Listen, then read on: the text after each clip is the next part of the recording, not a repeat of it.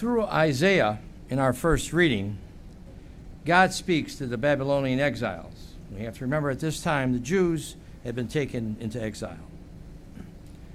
Isaiah reminds the faithful that they should not just be looking at only what God has done in the past, but they must also realize that God is still very active in their lives and will continue to be active.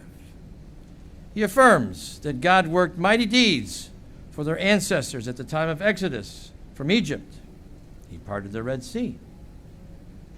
And God continues to perform awesome deeds for the people in the present time. He is always making things new, moving the chosen people to a further, deeper relationship with Him. The purpose of God providing refreshing water for those who travel in the desert of their lives is so that God will be given the glory and praise which is due to Him as the people experience a life which flows from God. Turning to our gospel, the righteous religious leaders bring to Jesus a woman caught in adultery. They hope to trap Jesus and at the same time punish an evildoer. Jesus turns the cards on them by giving permission to those who are without sin to be the first to throw the stone at the sinful woman. The accusers start reflecting now on their own lives, and they realize that they are not free from sin. Beginning with the eldest, most likely the wisest, they drop their stones and walk away in silence. Eventually, all who are left are Jesus and the woman. Jesus asks her where her accusers are, and she responds that none of them are present. Jesus compassionately remarks that He will not condemn her either. He sends her on her way with the admonition to go and to sin no more. There's a change that takes place in most individuals as we move into the second half of our lives. In the first half of our life, we focus on what our job is, on what things we do, and what we possess. In the second half of our lives, the time of wisdom, which some don't attain,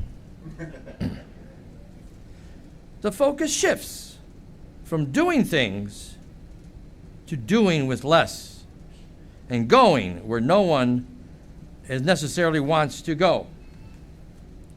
It's time to look further ahead to one's transition from this earthly life to what lies beyond. Let us remember what Jesus said to Peter after the resurrection. Amen, amen, I say to you, when you were younger, you used to dress yourself and go where you wanted. But when you grow old, you will stretch out your hands, and someone else will dress you and lead you where you do not want to go.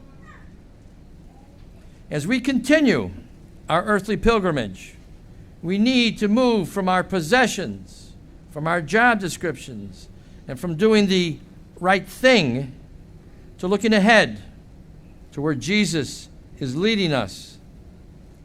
It is frightening in one sense because it is unknown and just the opposite of what we have been told we should focus on.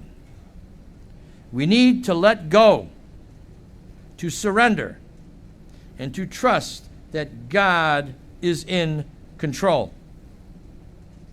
It means we must take Jesus seriously when he says to us, as he did to the woman, I do not condemn you.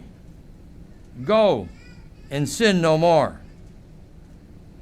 It includes realizing that we are being sent to others with the task of announcing the forgiveness and mercy of God, as demonstrated by Jesus' ministry, his life, his death, and his resurrection.